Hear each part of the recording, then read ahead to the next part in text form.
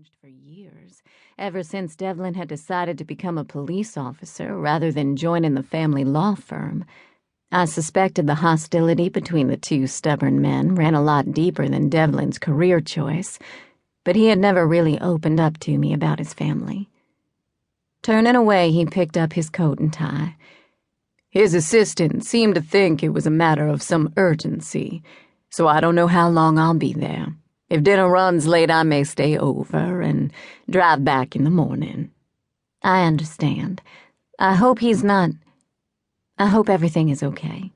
I'm sure he's fine, Devlin said, but the shadows in his eyes belied his casual assurance. I made no further inquiries, even though I'd always been curious about Jonathan Devlin, an illustrious attorney and philanthropist who could trace his roots all the way back to the founding of Charleston. I'd walked past his mansion south of Broad Street any number of times, but I'd never met Devlin's only living relative.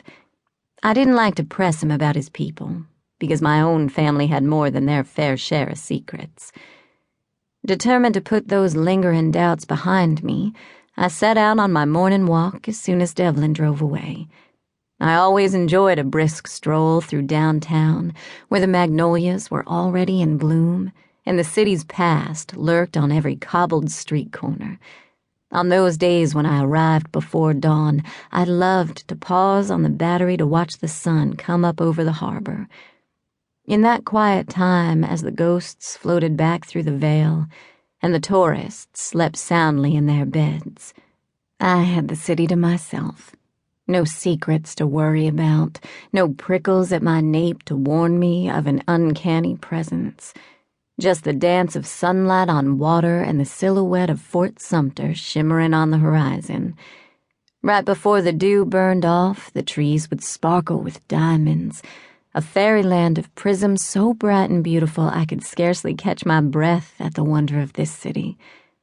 I was a relative newcomer to Charleston, having been born and raised in the small town of Trinity, but my mother was a native Charlestonian. She and my aunt had grown up in a small house deep in the historic district, in the shadow of all the grand mansions. Theirs had been a childhood steeped in genteel tradition and seasoned by middle-class reality. As a child, I'd been captivated by the grace of their baron and the charm of their low-country accents. They were exotic creatures that bathed in rose water and dressed in crisp cotton. It was only when I grew older that I came to realize the effort that went into such elegant presentations. Like so many Southern women of a certain age, my mother and aunt's upbringing had become their vocation. I was not my mother's daughter by nature or nurture. On most days, I dressed in jeans and sneakers and rarely bothered with makeup. My face was tanned and freckled from working in the sun, my palms calloused from the hard labor of a cemetery restorer.